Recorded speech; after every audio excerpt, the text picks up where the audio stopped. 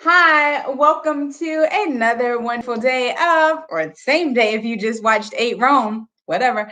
Welcome to another wonderful day of World History 101. Today we are going to cover chapter 9, and that chapter 9, okay. So on this next unit, within this next unit, you are only responsible for 8, which is really like 2 chapters because it's Greece and Rome. And then chapter 9 is only going to be 3 pages. It's pages 170 through 173. We are not covering, you are not responsible for the remainder of chapter 9. We are only going to deal with the fall of the Roman Empire, and that's because it directly corresponds to chapter 8, Rome. Also in this chapter in this unit is chapter 11, and that covers Islam. Cool? All right, so it's 8, 3 pages of 9, and Islam. So this is like a really good unit to do exceptionally well on because you have less chapters than you normally do. Very good. You're welcome. Chapter 9, the fall of Rome. So the fall of Rome results from a combination of internal problems and external pressures that are going to weaken the Roman Empire and bring an end to its control in the West Roman Empire. So the West Roman Empire collapses and the East Roman Empire continues and it prospers and it becomes the Byzantine, Byzantine, the Byzantine Empire. The Byzantine Empire is going to continue imperial rule and traditions of the old Roman Empire. Internal decay in the Roman Empire. So we have a group of people called the barracks emperors.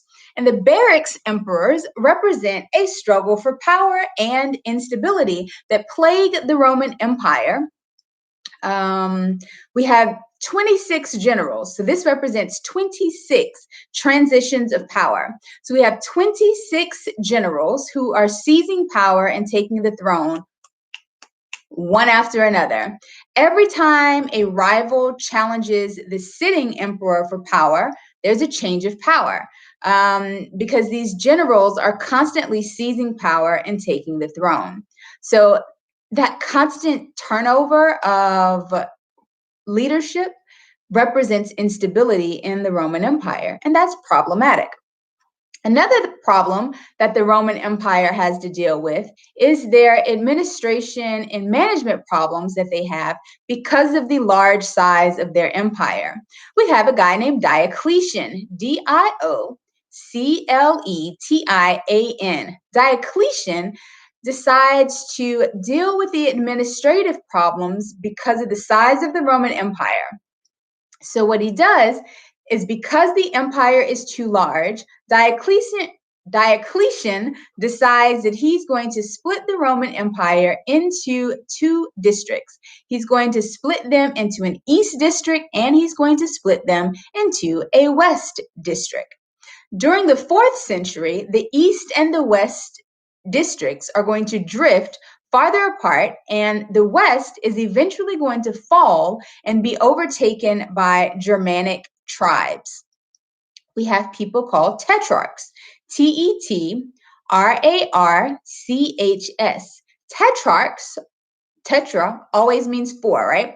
So tetrarchs are these 4 officials who jointly administer the empire.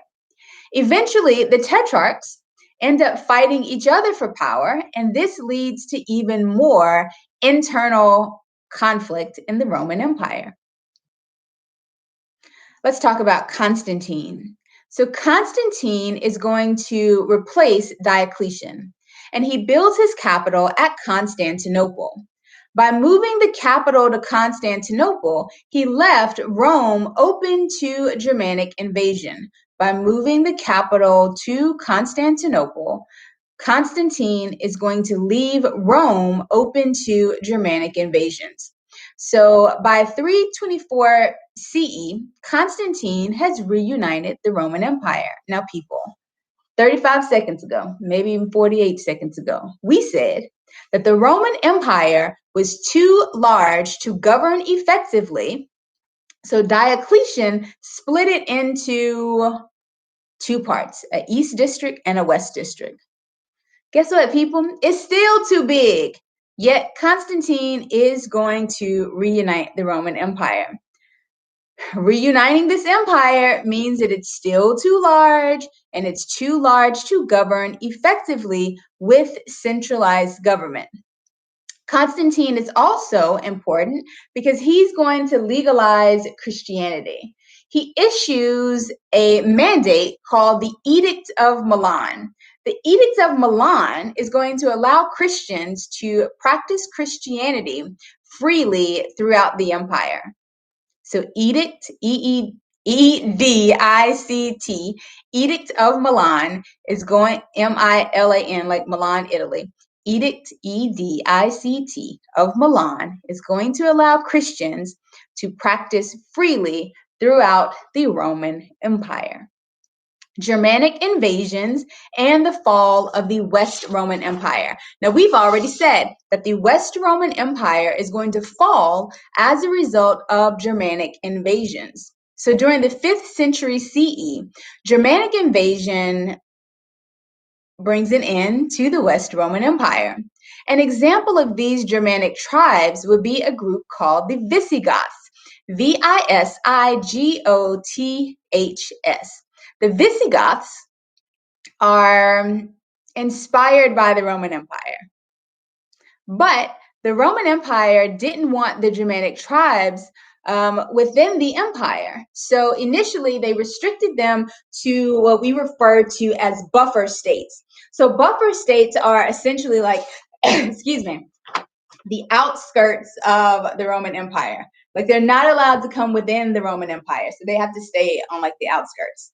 All right, so the Huns are another group of Germanic people, and they also attack the Roman Empire.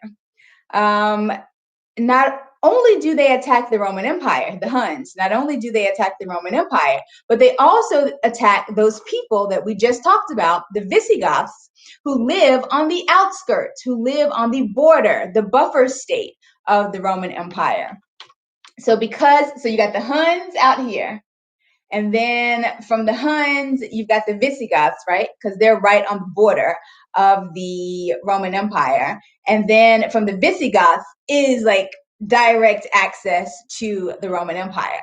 So because the Huns are a threat to the Visigoths start moving into the interior of the Roman Empire. Ultimately, the Visigoths are going to take over Rome. So West Roman Empire falls, collapses because of Germanic invasion. East Roman Empire is going to prosper. It is going to become known as the Byzantine Empire, and they carry out the traditions of the old Roman Empire. Cool. All right. Cultural change in the late Roman Empire. So the collapse of the imperial state occurs alongside social and cultural changes. When we talk about the Roman Empire, the most prominent survivor of the West Roman Empire is going to be Christianity. Christianity shifts from just being a religion of everyday people to a religion for the intellectual. Well, it includes, it's not for them, but it does definitely embrace the intellectual elite. And the way that it embraces the intellectual elite is that they combine it, Christianity, they combine it with Greco-Roman traditions. So basically, men like St. Augustine are going to take Christianity, and to make it more appealing to elite people, intellectuals, philosophers, they combine Christianity with Greek and Roman traditions. That's what we mean when we say Greco-Roman. Cool? All right, so when you look at St. Augustine, you should definitely know that he is a very important figure that moves Christianity from one that's just associated with regular, commoner, everyday people. Remember that egalitarian aspect we talked about? And he makes it accessible, familiar to the elite. And he does that by merging Christianity with Greek and Roman philosophical traditions. His writings make Christianity an alternative to Hellenistic philosophies like Stoicism, Epicureanism, Cynicism, and skepticism. Let's talk about the institutional church and the Council of Nicaea. So there is an attempt to standardize the faith. And standardize the faith just means there's continuity. So the Roman Catholic Church, Christian leaders, are going to create a hierarchy. And that hierarchy is going to deal with church officials. The Bishop of Rome is at the top. We no longer refer to him as the Bishop of Rome. Nowadays, what do you call him?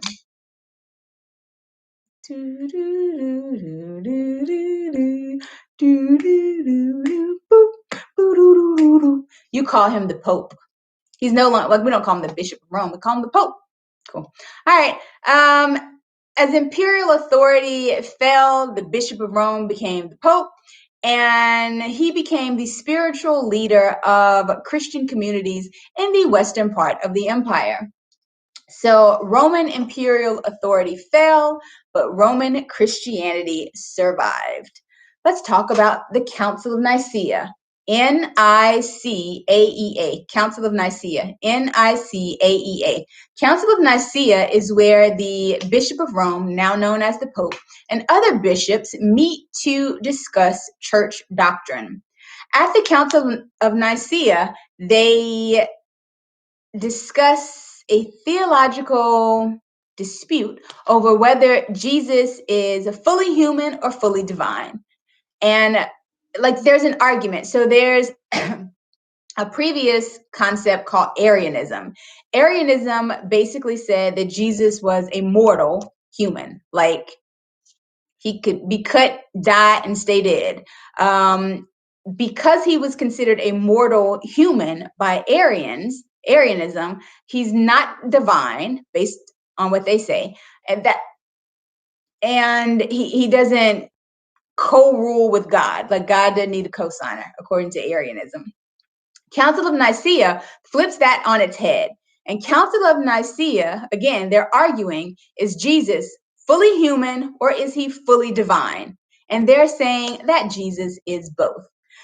He's fully human because he came to earth and he stayed here for 33 years, then he died. We know that when he died, he didn't stay dead. Like the death represents the fully human aspect of Jesus.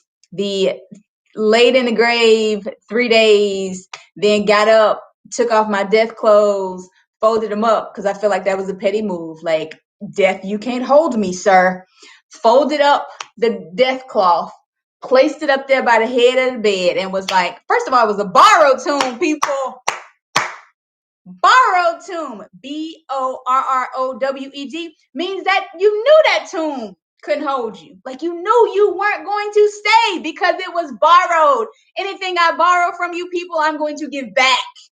Take it back. Yeah, so that's the fully divine part. Hallelujah. Feel the spirit. Yeah. So Council of Nicaea, theological dispute over whether or not Jesus is fully human or fully divine. The council determines that he is both. Because we know he got up with all power in heaven and earth in his hands. This is the conclusion, people, of chapter 9. Look at God. Won't he do it? I'm done for the day. I hope you're having a great day. I hope you're staying focused and listening to your podcast. I love you unconditionally. Bye.